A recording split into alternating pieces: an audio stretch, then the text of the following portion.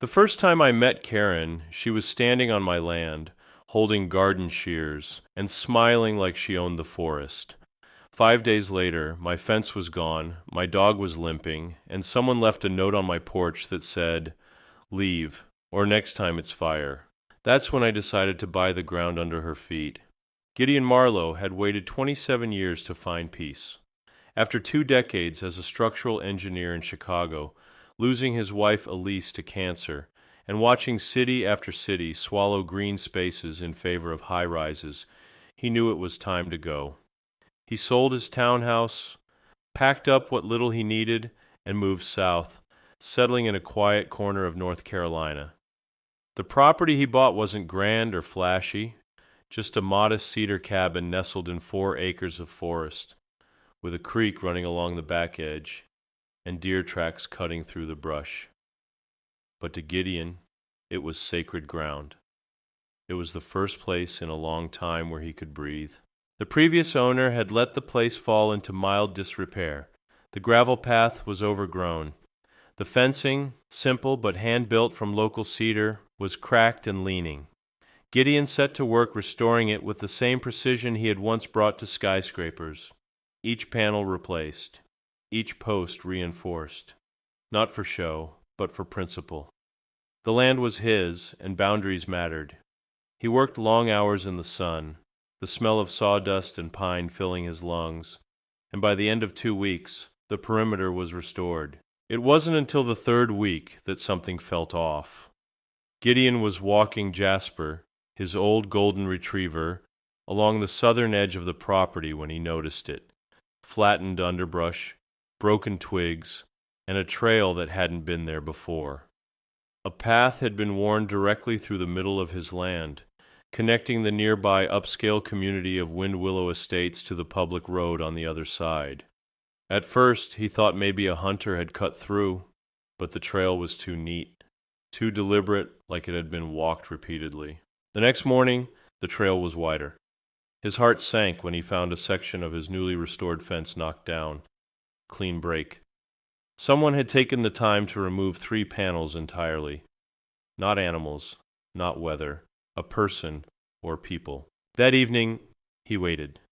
Sitting in a folding chair with Jasper curled at his feet, he watched as a woman in a tennis skirt and pristine sneakers came strolling down the trail as if it were her private sidewalk. A poodle trotted beside her, pink bow bouncing with each step.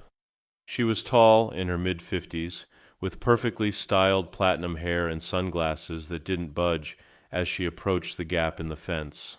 "Oh, you must be the new owner," she said, her voice high and confident. "I'm Karen Whitmore. I live just through there." She gestured toward Wind Willow with a vague flick of her fingers. "I've been using this shortcut for years. It's so convenient." Gideon stood slowly, blinking. "This is my property." She smiled wider. "Technically, maybe. But we've always walked through here. The last owner didn't mind." "Well," Gideon replied, steady but firm, "I do." Her lips tightened slightly. "I hope we won't have a problem then." He didn't answer. She gave a shallow laugh, snapped her fingers for her poodle, and walked off. That night, Gideon replaced the broken panels, reinforced them with steel brackets. He knew cities, politics, and power plays. But he also knew something deeper. When someone shows you who they are, believe them. The war had begun. The morning sun spilled across the forest floor as Gideon stepped outside with a mug of black coffee, Jasper padding close behind. Birds chirped lazily overhead, and for a brief moment everything felt still, like peace had returned. He walked toward the southern fence, half expecting to find his repairs untouched, the message delivered. But as he rounded the trees and stepped into view of the fence line, his heart dropped. The panels were gone, not just damaged, gone, torn clean from the posts and discarded several feet away like garbage. Fresh tire tracks were pressed into the damp soil, and muddy footprints, narrow and deliberate, ran straight from the fence to the path that led toward Wind Willow Estates. Gideon's jaw tightened. This wasn't someone sneaking through on a whim. This was deliberate, calculated vandalism. And judging by the perfect symmetry of the damage, it had been done with tools and experience. He picked up one of the panels, inspecting the cuts. Circular saw. Portable. Someone had come here again in the night, prepared to destroy his work. Gideon didn't need a detective to tell him who was behind it. Karen Whitmore had made her stance crystal clear. She believed his land was hers to cross, his rules irrelevant. And now she was escalating. That afternoon, Gideon drove down to the sheriff's office, a 40-minute haul into town. He spoke with Deputy Farnell, a tired man with a sun-weathered face, and an attitude that said he was 1 week from retirement. "Well, fence vandalism?" Farnell asked, flipping through the report slowly. "Happens more often than you think. Wildlife, storms, sometimes teens." "It was cut with a saw," Gideon replied. "And it wasn't teens. I have reason to believe it was a neighbor from Windwillow Estates." "Do you have proof, camera footage?" "Not yet," Gideon admitted. The deputy sighed. "I can file an incident report, but unless you catch them in the act or have solid evidence, this won't go far. Best advice I can give? Put up a motion sensor cam, or consider mediation." "Mediation?" Gideon repeated, incredulous. "I'm not negotiating over my land." "Just trying to keep neighborly peace, sir," the deputy muttered, tapping his pen. "You'd be surprised what people do when they feel entitled." On the drive back, Gideon's thoughts raced. He hadn't moved here for war. He'd moved for quiet, for trees and trails and the sound of rain on cedar shingles. But peace, he realized now, doesn't exist where bullies are left unchecked. That evening, he went online and ordered 2 trail cameras, weatherproof, night vision, with motion detection and timestamps. He mapped out the southern section of his land and installed 1 camera facing the trailhead and another facing the most damaged section of the fence. The next morning, he returned to check the footage. The camera near the trailhead had recorded nothing of interest, but the one facing the fence had captured it. At 2:18 a.m., 2 silhouettes appeared in the frame, one slender and tall, the other stockier, holding what appeared to be a battery-powered saw. The taller figure held up a phone light, while the other cut through the panel with ease. Though the video lacked sound, Gideon could see the moment one of them laughed, a carefree, almost gleeful shake of the shoulders. Then the taller one turned toward the camera just long enough for the flash of white hair to catch the moonlight. Karen. He paused the video, rewound, paused again. Her unmistakable platinum hair, her smug posture, even in the dark. There was no doubt in his mind. He printed stills and took them straight to the HOA office in Windwillow Estates that afternoon. The receptionist, a young woman with pink nails and a forced smile, asked him to wait. 10 minutes later, 3 board members entered. Dean Armstrong, the HOA president, Lisa Trent, the treasurer, and Karen herself, arms folded like she owned the building. "I assume this is about your little fence?" Dean asked coolly. "It's about criminal trespassing and vandalism," Gideon replied, holding up the photos.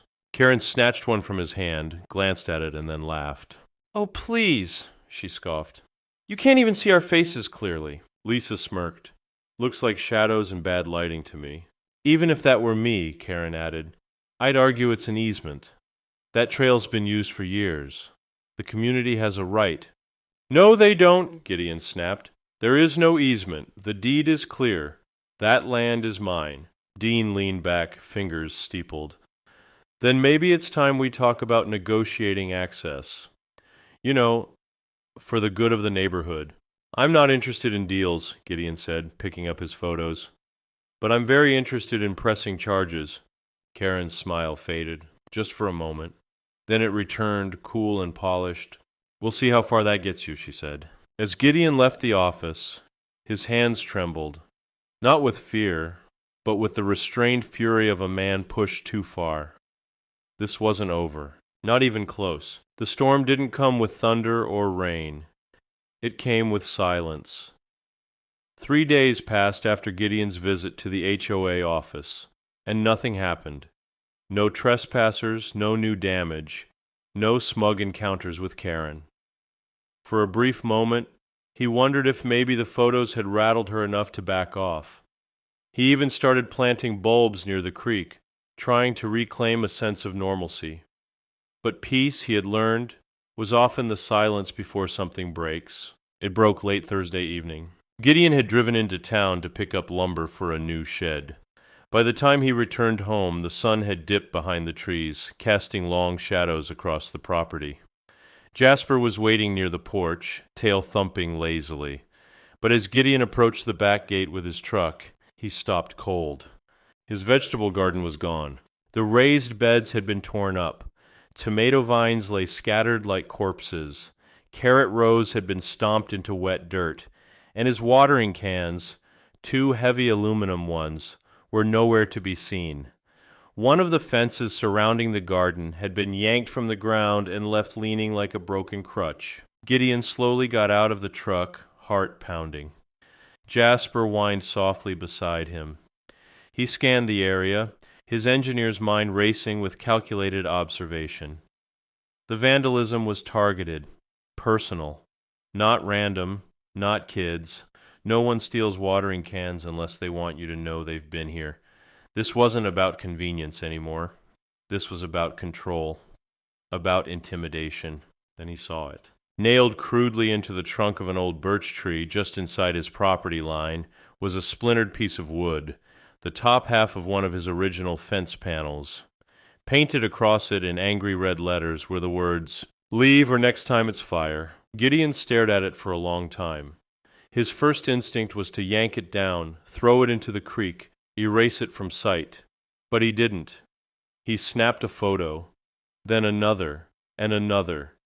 His hands were steady now, sharpened by purpose. Inside the cabin, he backed up the images to 3 drives, sent a copy to the sheriff's office. This time, when he called Deputy Farnell, the tone was different. "Fire threats change things," the deputy said. "You want a patrol car out there tonight?" Gideon hesitated. He didn't want police. He wanted justice. But more than that, he wanted to win this on his terms. "No," he said finally. "But I want to file a formal report. Name names, I've got evidence." Farnell sighed. "Name?" "Karen Whitmore." There was a pause. Then a quiet exhale. "She's on the Windwillow board, right? They've got lawyers. I've got land rights, and this time I'm not letting go." That night, Gideon didn't sleep. He stayed by the window, eyes fixed on the tree line, his shotgun resting quietly beside his chair, not out of fear, but out of resolve. Jasper lay by his feet, sensing the shift. The cameras blinked silently in the dark, watching everything. The next day, Gideon made an appointment with a property lawyer in Asheville, a man named Sterling Kemp, a sharp, no-nonsense attorney with a long history of dealing with crooked HOAs. Gideon laid everything on the table: photos, footage, maps, legal descriptions, even his conversations with the HOA board. Sterling flipped through the documents with a growing smile. "They're sloppy," he said. "Too used to getting away with intimidation. But you've got the high ground here, Mr. Marlowe, especially if you're willing to play the long game." "I'm ready." "Good, then here's where we start. Land research." "What kind of research?" "The kind that tells us not just what you own, but what they don't. You'd be surprised how many HOAs operate on assumptions, especially when it comes to property boundaries." That night, Gideon returned home with a new fire in his chest. He walked the entire southern edge of his property with a printed survey map in hand, checking every marker, every line, every stone. Then he crossed the old trail, Karen's trail, and noticed something odd. A 10-foot wide strip of forest that ran along the HOA's back entrance wasn't listed as part of their deed. It wasn't part of his either, not yet. But according to county records, it was listed as unclaimed utility easement, inactive, unused, unclaimed, unwanted. But not for long. Gideon smiled in the dark. For the first time since he moved here, he wasn't just defending. He was preparing to strike. It took Gideon exactly 6 days to finish what he started. With Sterling Kemp's help, he submitted a formal request to purchase the unclaimed 10-foot utility strip that ran along the boundary between his property and Windwillow Estates. The process was surprisingly simple. No one had laid legal claim to the land in decades. It wasn't part of any subdivision, utility company, or conservation easement. It was bureaucratically invisible, a piece of no man's land that had slipped through the cracks. All it took was a filing fee, a notarized statement of intent, and 30 days of quiet waiting for any objections to arise. None did. By the time the deed was officially transferred into Gideon's name, he was already sketching new blueprints. Not for another fence, this time for something smarter. He wasn't going to fight Karen's war with more broken panels and power tools. He was going to close the gate on her life completely and legally. The first sign of change came in the form of a crew of surveyors who showed up one crisp morning and began marking trees along the disputed trail. Karen noticed them within an hour. Gideon watched from his front porch as she stormed toward the tree line in her yoga pants and fur-lined boots, shouting questions that were met with polite silence. He could hear her yelling from 50 yards away. "What are you doing on this land? This is HOA property. We have rights." One of the surveyors calmly replied, "We're marking property owned by Mr. Gideon Marlowe. It's county authorized." Karen turned beet red. "That's impossible. I walk this trail every morning." "That may be, ma'am, but it's no longer public access." That night, Gideon laid out the foundation markers with laser precision. He wasn't just reclaiming what was his, he was flipping the script. By morning, a new steel fence had begun construction, thicker and taller than before. But the real magic lay in its placement, not on his original boundary, but just inside the newly acquired utility strip. The fence ran the full length of the trail that Karen and her HOA cronies had used for years. It cut off Windwillow's private shortcut to the public road, encasing the back row of luxury homes behind an iron wall. But the real twist, the part that made Gideon's hands tremble with satisfaction, was this. Karen's house, the one she flaunted with pride at every HOA meeting, was now entirely surrounded by his land. She hadn't realized it yet. He finished the fence over the weekend with a small, quiet crew. They worked efficiently, avoiding attention, placing cameras and coded locks at the only gates. When Monday arrived, Gideon poured himself a strong cup of coffee, sat on his porch, and waited. At 7:23 a.m. the moment arrived. Karen appeared in her usual routine: fluffy poodle, designer leggings, and a paper cup of herbal tea in hand. She rounded the trail toward the now familiar path through the woods and froze. The fence loomed ahead, steel, locked, no gate in sight. He could hear the shriek from where he sat. She stomped toward it, rattled the gate, shouted into the trees. "Gideon! What the hell is this? Open this now!" He stood slowly, walked toward the boundary, and met her at the gate, keycard in hand. Behind her, 2 other Windwillow residents approached, equally confused and irritated. "This is illegal!" Karen screamed. "You can't just trap me like this!" Gideon calmly pulled out a copy of the new land deed and held it against the bars. "Actually," he said, "I can. You can't block an HOA pathway." "This was never an HOA pathway," he cut in. "This was a forgotten piece of land that no one claimed. Now it's mine." Her jaw twitched. "You don't have the right." "I do. And I have documentation, permits, and legal protection for every inch of it. The only way out for you now is through my gates, and I don't take kindly to trespassers." "You're going to regret this," she hissed. "No," he said, eyes cold. "You are." She turned and stormed back toward her house, muttering threats and legal nonsense the whole way. But Gideon knew the truth now. Power wasn't in intimidation. It was in preparation, in quiet moves made when no one was watching. The next day, Windwillow's HOA sent him a cease and desist letter. The day after that, Sterling Kemp sent back a reply with 50 pages of documentation and a warning of a countersuit for harassment and trespassing. By the end of the week, the HOA had gone silent, but Karen hadn't. She was about to make one final move, and it would be her biggest mistake yet. The silence didn't last. Karen wasn't the kind of person to accept defeat, especially not from someone she considered an outsider, a man who dared to take her shortcut, her convenience, and now, humiliatingly, her control. Gideon had locked her in with his fence, but she was about to try and break out in the most aggressive way yet. It began with noise. Loud engines, shouting, and metal clanging woke Gideon just after 6 one morning. He stepped out onto the porch, still in his flannel robe, and saw a crew of 4 men in bright neon vests unloading equipment near the fence's southern end. A large rental truck was parked right outside the eastern gate, on Windwillow's side. One of the men was already setting up a generator. Another held a reciprocating saw. It was clear they weren't there to repair anything. They were preparing to tear something down. Gideon marched through the trees, heart pounding with that familiar mix of anger and disbelief. Karen stood off to the side, arms crossed, lips pursed triumphantly, barking instructions at the crew like a general at war. "What do you think you're doing?" Gideon shouted, stepping out into view. Karen turned slowly. "I'm removing an illegal obstruction. This fence is a violation of the community's historic access. You can't box people in like cattle. It's a hazard. And a fire risk." "This land isn't yours to manage," Gideon said, holding up his phone. "And you're trespassing, every one of you." She raised her chin. "I spoke to a lawyer, and he says—" "You mean the HOA lawyer? The one who sent me that empty threat 3 days ago? I've already responded with a full legal counterclaim. You didn't read the fine print, did you, Karen?" She didn't flinch, but the muscle in her cheek twitched. Gideon tapped the screen of his phone and lifted it to record.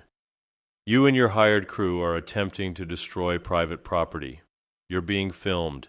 This is evidence." Karen rolled her eyes, but one of the men hesitated, lowering his saw slightly. "Wait, you said this was HOA land." Karen snapped. "It is!" Gideon took a step forward and reached into his coat pocket. "Here's a copy of the deed showing the parcel was transferred into my name 3 weeks ago." He held out the document for the man to see. "You touch that fence, you're liable, civilly and criminally." The man looked at his co-workers. "We're out," he muttered. They packed up within minutes, ignoring Karen's increasingly shrill protests. She stomped behind them, shouting legal threats into her phone, but the crew didn't turn back. When they were gone, Gideon stood alone at the gate. The damage was minimal. Some scuffed panels, a couple of tool marks, but it was enough to confirm something important. Karen wasn't just entitled, she was desperate. Later that day, Gideon met with Sterling again, bringing all the footage and statements. The lawyer reviewed everything calmly, then leaned back in his chair, tapping his pen. "She just crossed into felony territory," he said. "Trespassing with intent to damage private property, impersonation of legal authority, and misleading a commercial crew for unlawful work.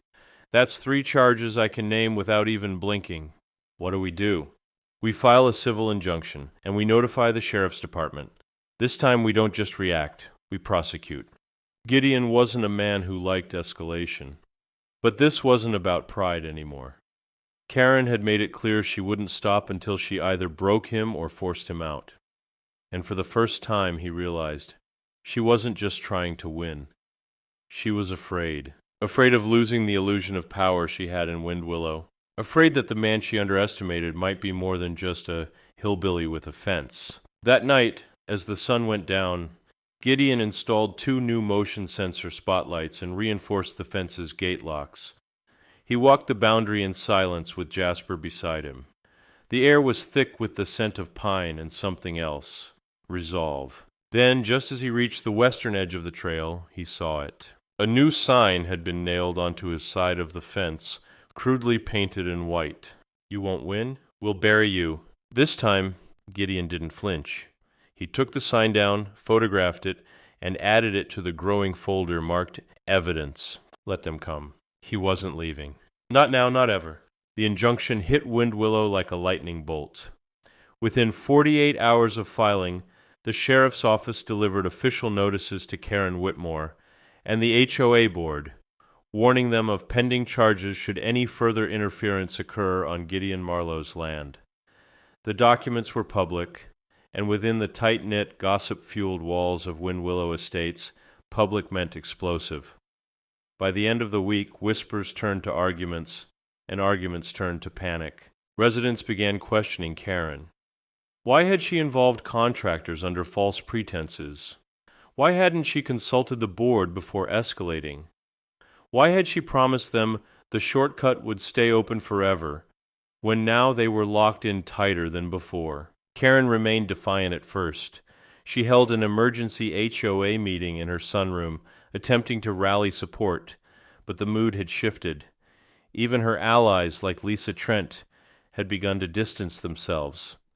Legal threats, media attention, and the realization that Karen had put the entire neighborhood at risk of a lawsuit made her once dominant voice start to sound like noise. Meanwhile, Gideon stayed quiet. He wasn't gloating, and he wasn't celebrating. He was building. Not just metaphorically, but literally. Using the same tools he'd once used to draft skyscrapers, Gideon began redesigning the perimeter of his property to make it more than a barrier. It would be a sanctuary. He repurposed the trail into a public nature path for children and families from outside the gated community. He even placed a hand-carved wooden sign at the entrance. Marlowe's Walk, for all who respect. But Windwillow's back entrance remained sealed. Karen's house, unfortunately for her, sat right beside it. She began to feel it, truly feel it. Packages weren't delivered on time. Emergency crews had to loop around the subdivision to get to her street. She couldn't take her dog on her morning shortcut anymore.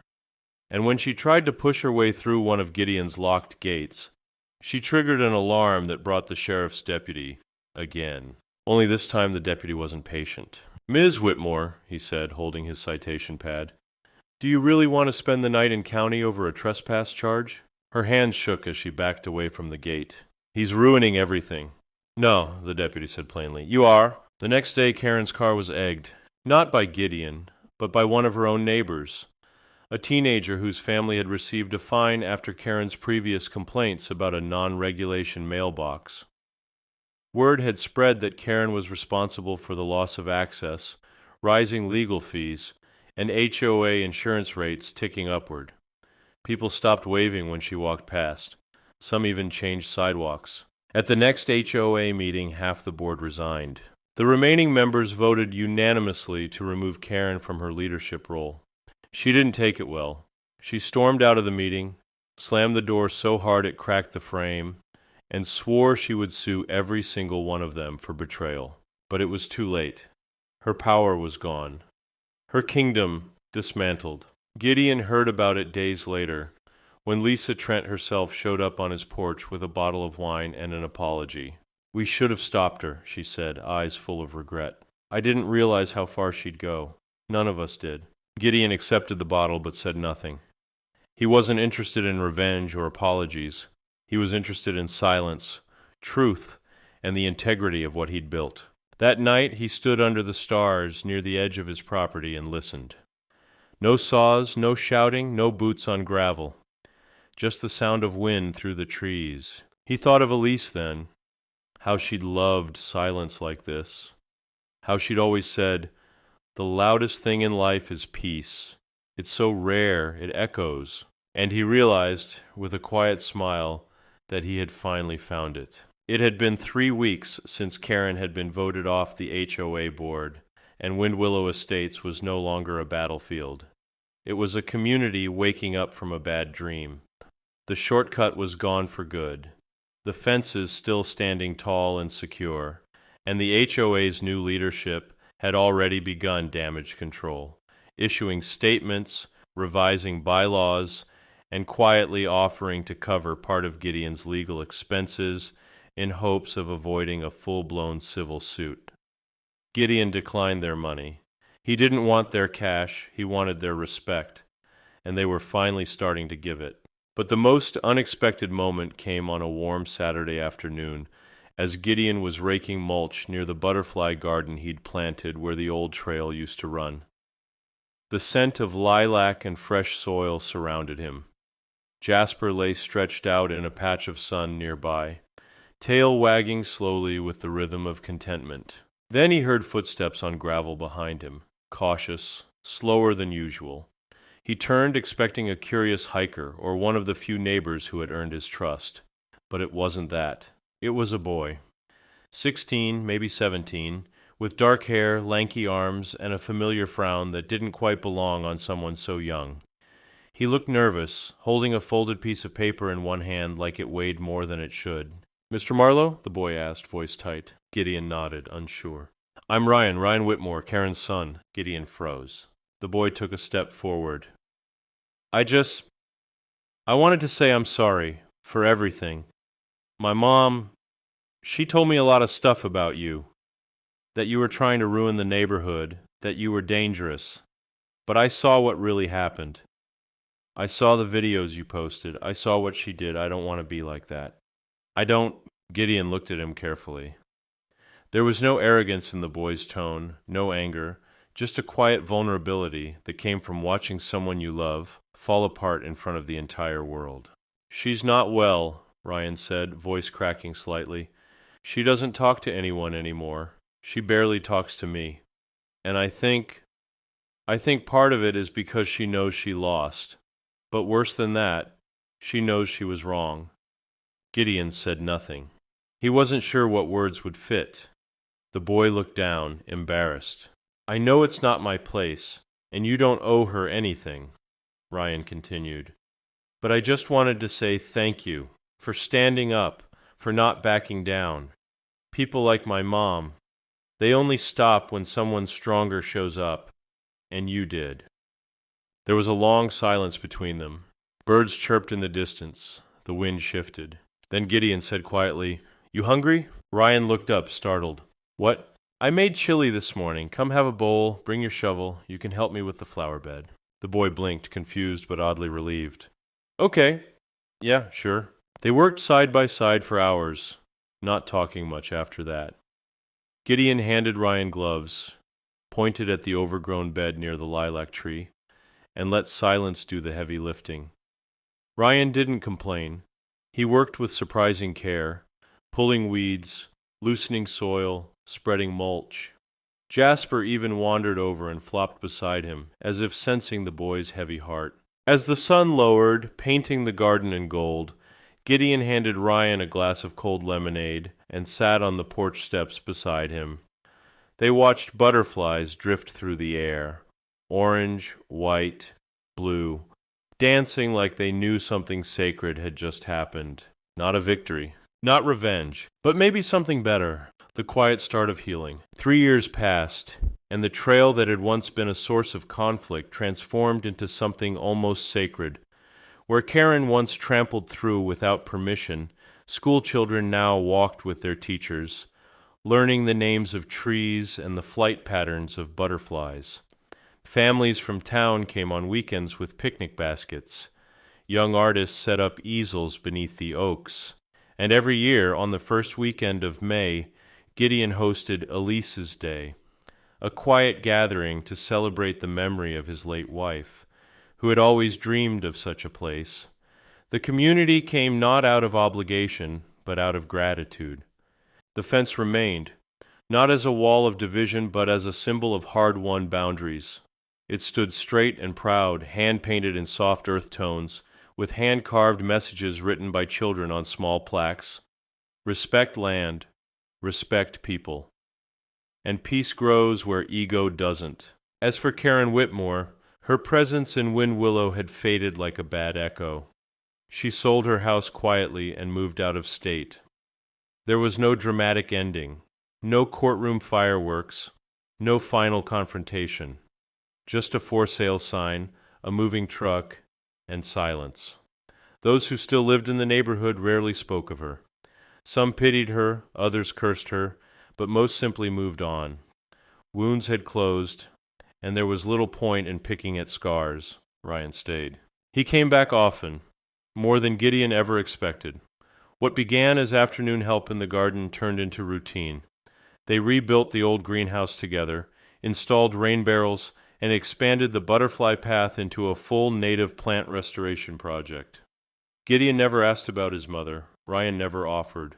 But the understanding between them was firm and unspoken. On Gideon's 67th birthday, Ryan arrived with a leather-bound notebook and handed it over awkwardly. Inside were hand-drawn plans, pencil sketches, and plant inventories, an entire layout for converting the forest path into an official community nature preserve. Ryan had gone to college and majored in environmental science. He'd written his final thesis on urban green zones, protecting what's private, sharing what matters. I want to keep it going, Ryan said. This place, you, what you built. I want to make it permanent, public, protected. Gideon's throat tightened as he flipped through the pages. He wasn't a man given to tears, but this wasn't just a gesture. It was legacy. They applied for the permit that summer. By winter, the Marlowe Preserve was formally recognized as a community land trust. Gideon passed away peacefully in his sleep the following spring, just days before Elise's day. Ryan was the one who found him, sitting in his chair on the porch, a cup of cold coffee beside him, and a content expression on his face. He had Jasper's old collar in his hand and a notebook in his lap. On the first page, written in Gideon's simple, blocky print, were the words, "You build a fence to protect peace, but if you build it well enough, it can become a gate to something greater." Ryan buried him beneath the lilac tree. At the memorial, hundreds came. Children placed painted rocks and wildflowers around the butterfly garden. Adults shared stories of how Gideon taught them the difference between reacting and responding, between property and purpose, between defense and dignity. Years later, a bronze statue of Gideon and Jasper was placed at the entrance of the preserve, and next to it, etched into a plaque, was a quote from Gideon's journal. "Peace isn't given. It's planted, watered, fenced, protected, and finally shared." And just beyond that statue, the old gate still stood, locked but never forgotten. Because sometimes the best way to stop someone from walking all over you is to buy the ground under their feet and show them what it means to take root. In my opinion, the ending of this story is more than just satisfying. It's quietly profound. It doesn't rely on loud revenge or dramatic courtroom wins, but on something much stronger: dignity, legacy, and transformation.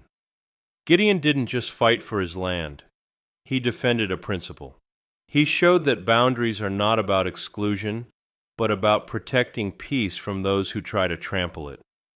And what makes the ending truly powerful is that Gideon's victory wasn't just in keeping his property, it was in planting something that would outlive him, both in the soil and in the heart of someone who once bore the name of his worst enemy. That Karen's own son became the guardian of the place she tried to destroy is a poetic reversal, but one rooted in healing, not hate.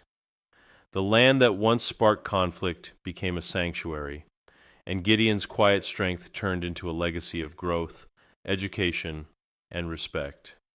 In the end, the fence he built didn't divide. It created space for something bigger to bloom.